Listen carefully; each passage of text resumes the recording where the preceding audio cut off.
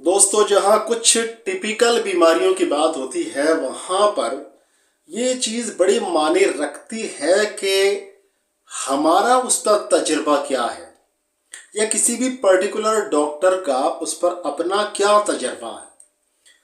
तब जब बात आती है गॉल स्टोन की, गॉल ब्लेडर स्टोन की यानी पित्ताशय की पथरी की, तो वहाँ पर मैं अपना जो तजुर्बा है वो बताना चाहता हूँ। और दोस्तों, ये तजुर्बा वाकई में काम आने वाली चीज़ है कि हम पित्ते की पथरी को किस तरह से निकालते हैं। कई सारे सवाल पित्ताशय की पथरी को लेकर, गॉल ब्लैडर स्टोन को लेकर किए जाते हैं। पहला सवाल यह है कि क्या पित्ते की पथरी दवाओं से निकल सकती है। दूसरा सवाल यह है कि पित्ते की पथरी दवाओं से कैसे निकल सकती है। और तीसरा सवाल यह है कि इसमें कितना वक्त लगता है। और चौथा सवाल यह होता है कि अगर ज्यादा दिन तक ये पथरियां पित्ते में पड़ी रहें तो क्या इससे किसी और बात का अंदेशा है, क्या बीमारी के बढ़ने का अंदेशा है, क्या होता है। तो देखिए, यहाँ पर जरूरत इस बात की है कि इन सभी टॉपिक पर बात की जाए ताकि हमारे व्यूअर्स जो डॉक्टर्स हैं, वैद्य हैं, हकीम हैं और जो पित्ते की पथरी को निकालने की बात करते हैं या चाहते हैं कि कोई इलाज ऐसा मिले जिससे हम भी पित्ते की पथरियों का इलाज कर सकें, निकाल सकें बिना किसी ऑपरेशन के। और अगर आप पेशेंट हैं और आपने वीडियो इसलिए क्लिक किया है कि आपको पित्ते की पथरी बिना ऑपरेशन के निकल जाए, तो बिल्कुल सही जगह पर आपने क्लिक किया है और इंशाल्लाह आपको इन सभी बातों का जवाब मिलेगा। लेकिन थोड़ा सब्र से, पेशेंस से काम लीजिए और इन सवालों के जवाब जरूर जानिए। देखिए, सबसे पहला सवाल जो है वह है, क्या पित्ते की पथरी दवाओं से निकल सकती है। तो जी, बिल्कुल निकल सकती है। ये सबसे पहला झूठ बोला जाता है कि पित्ते की पथरी दवाओं से नहीं निकल सकती। और इंसान से कहा जाता है कि अगर ज्यादा दिन आप इसको रहने देंगे तो पता चलेगा कि आपके पित्ते में कैंसर हो गया और आप फिर जानते हैं, आप इस तरह से डराया जाता है, फिर बंदा जो है ऑपरेशन के लिए जल्दी करता है। कब हमें ऑपरेशन के लिए जल्दी करनी चाहिए, कब हमें दवाओं से काम लेना चाहिए, बड़ी ईमानदारी से मैं आपको बता रहा हूं। देखिए, सबसे पहले हमें ये जानना है कि पित्ता आखिर होता क्या है, करता क्या है और पथरी जो है, स्टोन जो है, पित्ताशय के अंदर बन कैसे जाता है। जब इस बात को क्लियरिफिकेशन हो जाएगा इस बात का, तब ये समझने में बहुत आसानी हो जाएगी कि पित्ते की पथरी निकल भी सकती है। देखिए, आप जानते हैं कि लीवर के नीचे, लीवर ये राइट साइड में लीवर पसली के नीचे होता है, इसके नीचे जो है आपका गॉल ब्लैडर लगा रहता है। जो बाइल जूस बनता है या जिसको पित्त रस कहते हैं, वो आपके गॉल ब्लैडर में नहीं बनता बल्कि आपके लीवर में बनता है। और इस जो गॉल जूस को या जिसको पित्ताशय का रस या पित्त रस कहते हैं, इसको स्टोर करने का काम करता है आपका पित्ताशय, आपका गॉल ब्लैडर।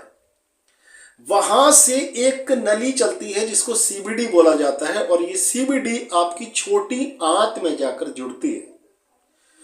आपका वो हिस्सा जो ड्यूडेनम के बाद में होता है, उस हिस्से में जाकर ये जुड़ जाती है। अब इसका काम क्या है पित्ताशय का, जब भी आप कोई भी ऐसी चीज खाते हैं जो फैटी होती है तो उस फैट को डाइजेस्ट करने का काम ये आपका पित्त रस करता है। जब आपकी खाए हुई चिकनाई वाली चीजें, फैटफुल चीजें ये आपके ड्यूडेनम में जाती हैं, तब आपको संकेत मिलता है आपके दिमाग को कि भाई पित्ताशय को ये वो ऑर्डर करता है कि भाई आप पित्त रस भेजो। तो वो सीबीडी से पित्त रस को भेजता है और वहां पर उस आपके जो भी आपने फैट खाया है वो वहां पर डाइजेस्ट हो जाता है। अब सवाल यह है कि पित्ताशय की पथरी बनती क्यों है। तो देखिए, हमारा लाइफ स्टाइल सबसे ज्यादा जिम्मेदार होता है इस चीज का।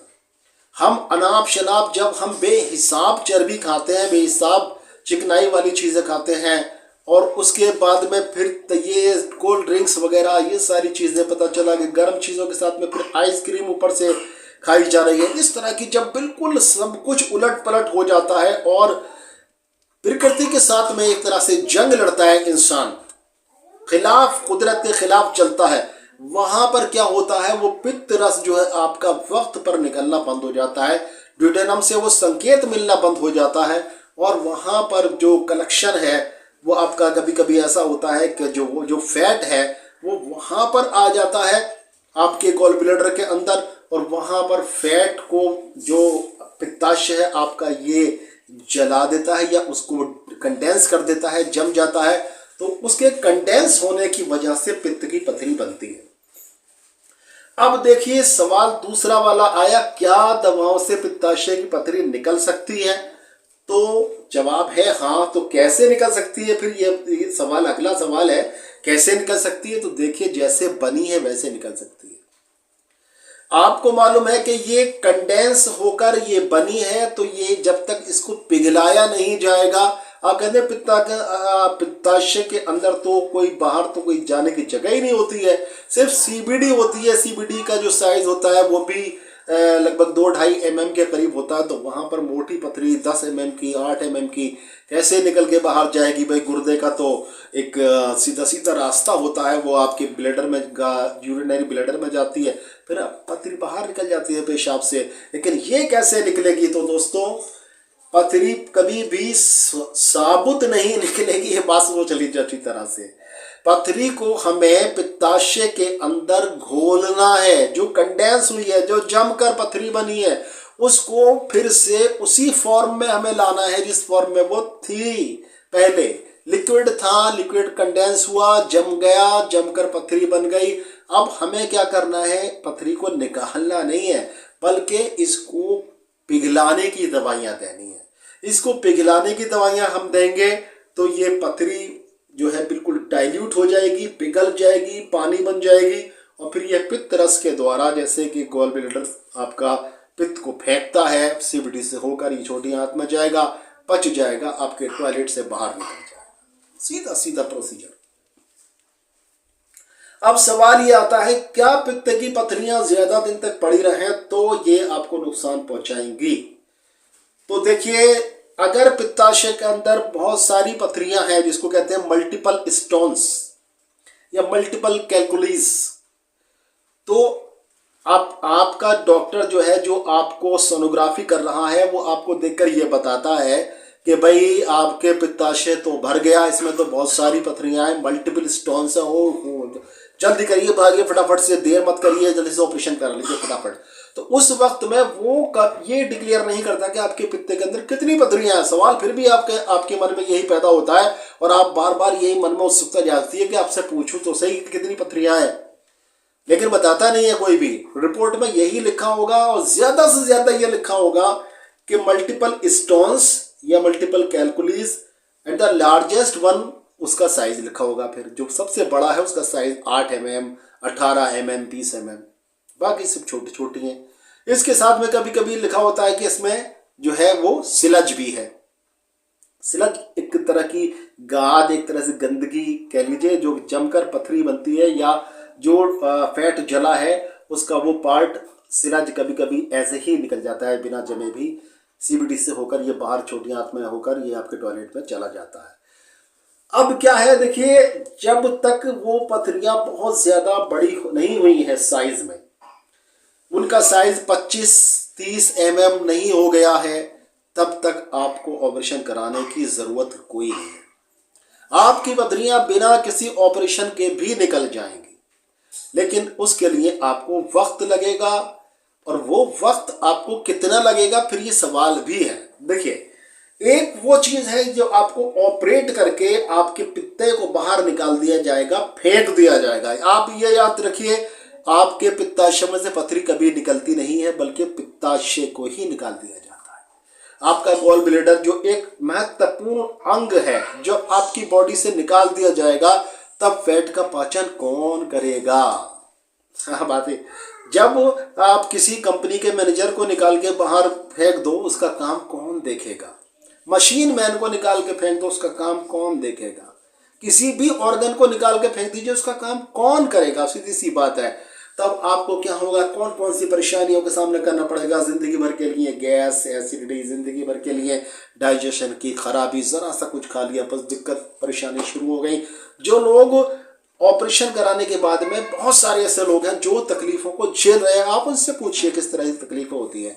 अब इन तकलीफों से बचने के लिए आपको वक्त की कुर्बानी तो देनी पड़ेगी। तकरीबन 4 से 6 महीने का वक्त लगता है बड़ी पथरियों को निकलने में, और आपके सिलज है और साथ में चंद पथरियां हैं जिसको क्या कहा जाता है कि स्मॉल, मल्टीपल स्मॉल कैलकुलीज, बहुत छोटी छोटी सी पथरियां हैं कई सारी, उसको, और सिलज भी है साथ में। तो इन सब चीजों को निकलने के लिए सिर्फ 2 से 3 महीने का वक्त लगता है। ये सारी पास आउट हो जाती हैं, निकल जाती हैं, खुल जाती हैं। और जो छोटी पथरियां होती हैं, बहुत ज्यादा छोटी होती हैं, जिनका साइज 1 mm, ½ mm होता है, वो तो सीबीडी से होकर भी बाहर निकल जाती है। आप समझ रहे मेरी बात को? अब देखिए इलाज हम कैसे आखिर इन पथरियों को निकालते हैं। तो देखिए, उसके लिए हमें पेशेंट की पूरी जानकारी चाहिए होती है। हर पेशेंट का मिजाज अलग है, और हम इस चीज पर गौर करते हैं, पेशेंट की लाइफ स्टाइल जानकर पेशेंट अपनी जो पूर्व जिंदगी है उसको कैसे गुजारा है, जो पास्ट की जिंदगी है उसको कैसे गुजारा है, क्या क्या उसके खाने के शौक रहे हैं, किस तरह से उसने क्या मेहनती रहा है, क्या आइडली पड़ा रहा है, पानी उसने कितना पिया है, पानी उसको कितना पीने की आदत है, कैसे उसने खाने खाए हैं, इन सारी चीजों को मद्देनजर रखा जाता है। और फिर हम इस नतीजे पर पहुंचते हैं, उस पेशेंट की सारी स्थिति जानने के बाद में, उसका मिजाज जानने के बाद में, कि पेशेंट की पथरी का जो प्रारूप है, पेशेंट की जो पथरी का जो कल्चर है वो क्या है, जो नेचर है वो क्या है। तो उस नेचर को जानने के बाद में फिर ऐसी दवाइयां दी जाती हैं कि उसके नेचर को सूट करती हैं और आपकी पथरी को घुलाने का काम करती हैं। फिर जब ये पथरी घुल जाती है तब ये निकलना स्टार्ट हो जाती है। अब देखिए, आप इस चीज को सोचेंगे, जब आप दवाई खा रहे होंगे आप सोचेंगे मैं सिर्फ दवाइयां खा रहा हूं, ये दवाइयां काम कर रही है या नहीं कर रही है।